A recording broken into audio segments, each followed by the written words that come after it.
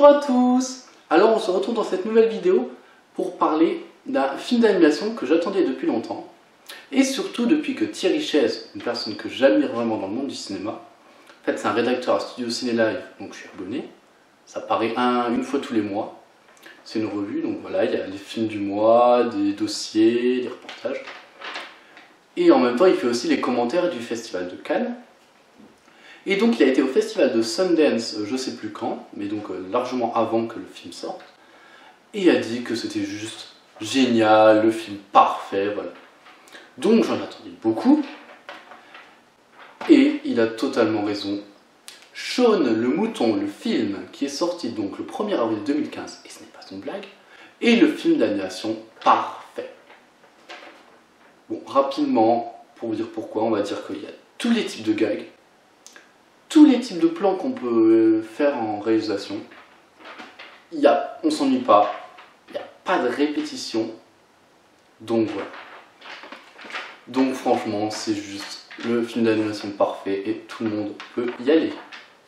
Si vous connaissez la série, bien sûr, et si vous ne connaissez pas ou que vous n'êtes pas familier avec l'univers d'Aardman, donc Chicken Run, voilà, c'est Gromit, même les Pirates Moirier en tout, c'est de l'animation pâte à modeler, c'est juste génial. Et en plus là, il n'y a pas de dialogue, donc ça fonctionne encore mieux.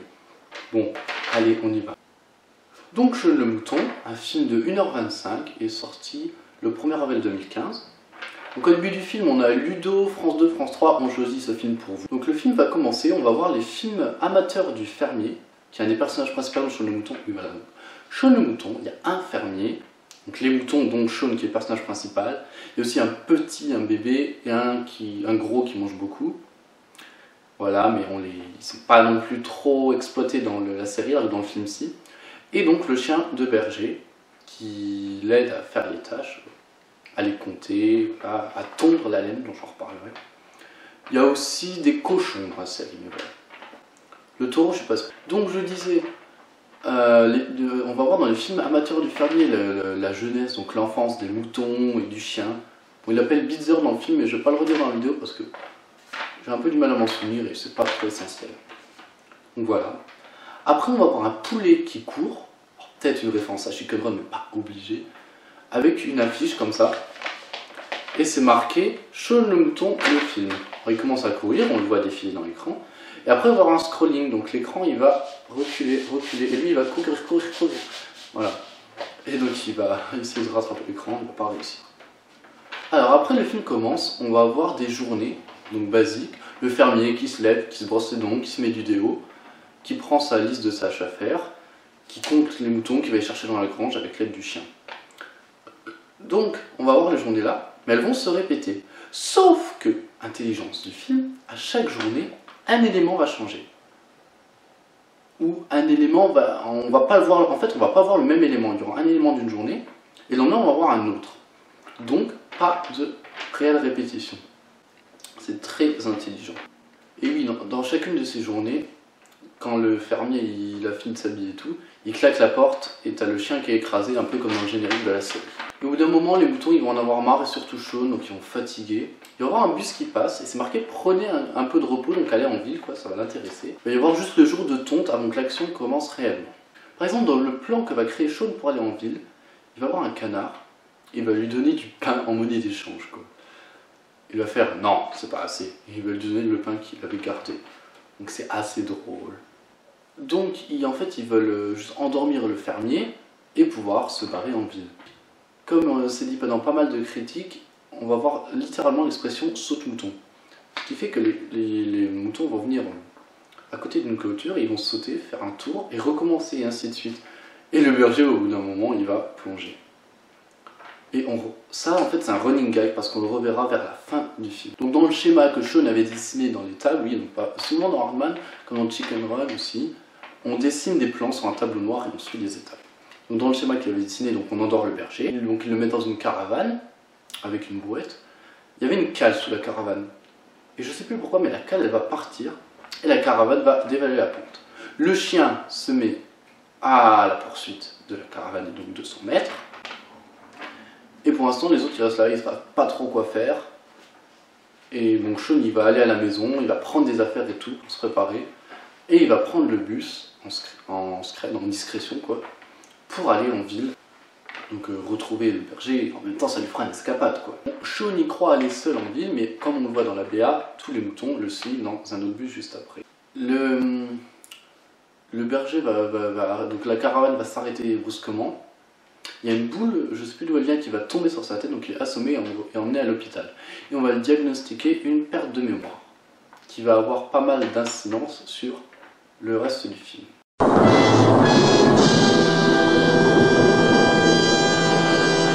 Descendu du bus, il regarde autour d'eux, Shaun et tout, et il y a un animal, je sais plus lequel, mais en fait il est perdu, il est errant, et du coup il y a le gars de la fourrière qui est vraiment le méchant du film. Il arrive, il met une ligne jaune, bam, sur tout le périmètre, il capture la bestiole, qui est vraiment très malheureuse, et il l'emmène. Du coup ils vont essayer de ne pas se faire repérer, ils vont dans un centre d'aide pour les animaux, et il achète des tenues avec l'argent qu'il avait de sa tirelire. Et donc ils vont se camoufler pour être incognito quoi, dans la ville. Donc le but un peu dans le film, c'est quand même ils vont essayer d'échapper souvent à cette personne de la forêt. Donc, le chien se met à la recherche de son maître, il sent un peu à l'odeur où il est, donc dans un hôpital. Sauf que l'hôpital, à l'entrée, il y a un panneau marqué « Interdit aux chiens », donc il ne peut pas rentrer. Il va attendre, il va essayer, non, le garde va le foutre dehors.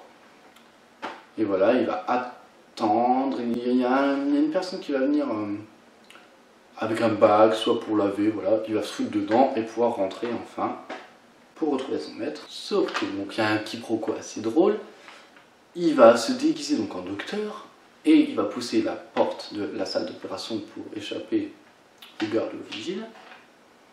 Donc il va devoir faire une opération, on peut dire à cœur ouvert parce que j'ai l'impression que c'est du cœur qui est malade, le gars je sais pas trop. Genre il y a des outils, il va en prendre un, il dit non c'est trop violent, en fait il veut prendre une scie, non on lui donne un scalpel, voilà.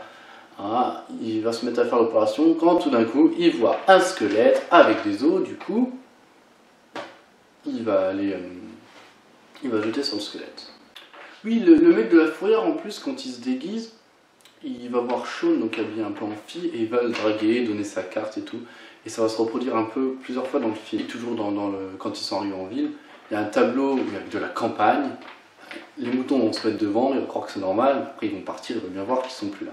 Alors il y a une scène assez importante et drôle dans un restaurant. Donc les moutons camouflés vont au restaurant. On leur donne une carte, le gros il commence à la bouffer, ils savent pas quoi faire. Shaun il dit non, bah il le dit pas, il sait que des gestes, c'est du muet. Il montre donc un mec qui est célèbre donc, dans la ville, qui a une coupe de cheveux, voilà, de top modèle, on sait pas trop ce qu'il fait, mais il est avec une fille, comme souvent je pense. Et ils disent regardez, faites comme lui, les mêmes gestes et tout. Donc d'accord, quand il boit, il s'en fout partout.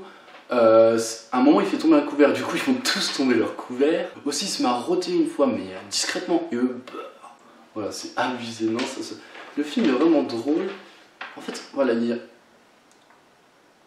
aucun ennui, il y a des moments, c'est vraiment plein de gags à la suite, comme dans La Grande Aventure Lego, on peut dire. Il y a d'autres moments au contraire, c'est tac, les gags vont comme ils vont. Le petit des moutons va essayer de voler un gâteau en dessous de la table, Shaun va le rattraper, mais la laine de son habit va s'accrocher à une chaise, et du coup, ça va s'enlever et il va être découvert, donc il va fuir, avant qu'on appelle la fourrière.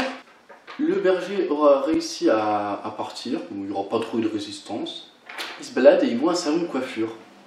Et il voit l'outil pour tondre une tondeuse, et ça lui rappelle des choses. Parce que voilà, il a tondu les moutons au début du film.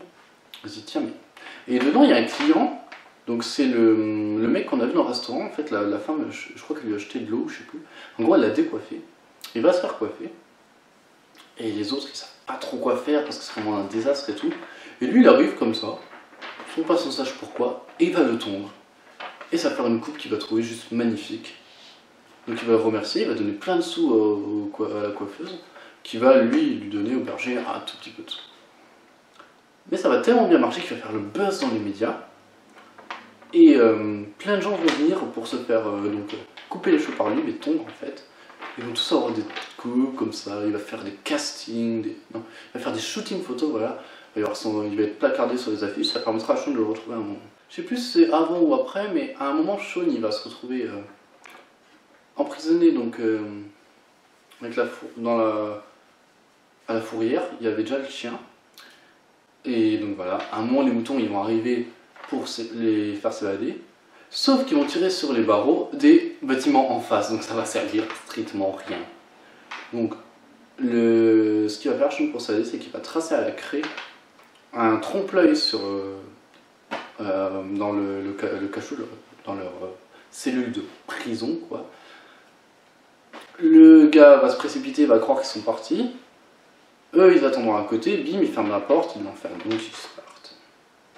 Ils vont arriver au salon de coiffure et voir le berger, mais lui, vu qu'il est toujours en perte de mémoire et tout, il va les chasser, ils vont prendre peur. Ils ont aussi sauvé, donc dans la prison, l'animal, apparemment c'est un chien, qui s'était fait prendre au début et qui va devenir leur ami, qui est tout gentil et tout. Il va leur montrer les égouts, le chemin, parce qu'il connaît bien et tout.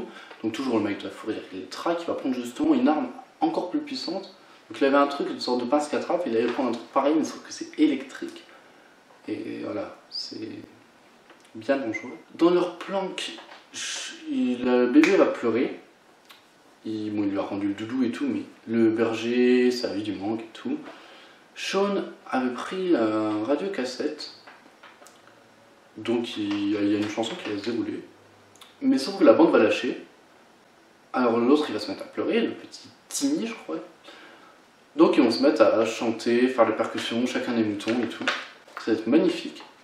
Et le berger de sa chambre, à côté du salon de coiffure, va entendre la musique et se dire tiens mais qu'est-ce que c'est, je connais.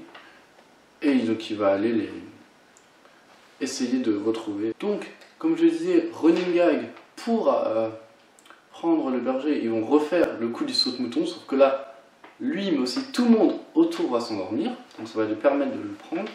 Ils ont fabriqué une sorte de bestiole, on va dire une sorte de chien, c'est pas une piñata, mais c'est un truc où normalement tu as des humains dedans qui marchent, voilà. Donc là ils sont dedans, et ils vont foutre le berger à l'intérieur. Oui, ils vont foutre le berger à l'intérieur et essayer de se sauver pour pas que le mec de la fourrière les attrape. Ils vont finalement arriver au bus et rentrer chez eux. Il y a un taureau dans l'herbe qui va les aider à remettre la caravane en place, je sais pas pourquoi, c'était pas vraiment leur ami ni leur ennemi, mais voilà. Ils vont arriver au bus et finalement rentrer chez eux. Sauf que le mec de la fourrière, qui est tenace, il va toujours les traquer, il va y avoir une grande scène avec la caravane dans le vide. Le chien qui était avec eux, il va trouver en compagnie la dame qui conduit le bus, parce qu'elle est même donc lui en fait. Donc ils vont très bien ensemble. Les cochons qui vont voir le fermier revenir, donc ils vont se nettoyer à toute vitesse. Voilà, ça se finit, une journée assez lente, calme, mais bien. Le lendemain, ils s'attendent tous, les moutons et tout, à ce que la journée soit normale, que le berger vienne les chercher et compter et tout, mais non. Il prend son temps, il claque pas la porte contre le chien, et voilà. Tout va tranquille, ça se finit. Donc à la fin, on va avoir le générique. Il y a toujours encore un poulet, avec le mot fin sur une pancarte comme ça. Qui veut montrer pendant le générique, sauf que le générique il monte, il va le cacher, et donc on va attendre tout le générique, bon, il y a quelques dessins, c'est bien fait, pour le revoir à la fin. Il fait un petit truc, ouais, c'est pas exceptionnel, ouais, il fait un petit truc. C'est vraiment un film à voir qui dure 1h25, on s'ennuie pas, c'est drôle, il y a des références, c'est intelligent franchement au niveau des gags, de la réalisation, je redis encore. Au niveau de la musique, j'ai cru entendre la berceuse de Brahms, mais elle apparaît pas au générique, alors je sais pas pourquoi, mais moi je l'ai entendu. Sinon, le thème est bien, il y a même une variation, au début et au milieu, et à la fin, il y a la chanson de Sean le Mouton qu'on entend en générique en français, sauf qu'elle est en anglais. C'est du coup. Au niveau des références, Chicken Run peut-être, on a Hannibal Lecter, mais ça c'est dans toutes les critiques et tout le monde le saura. Encore un très bon film du studio Hardman, à voir absolument, quoi. Voilà, moi je pense dès qu'il sort, je me le prendrai. Allez, à bientôt. Yeah, man.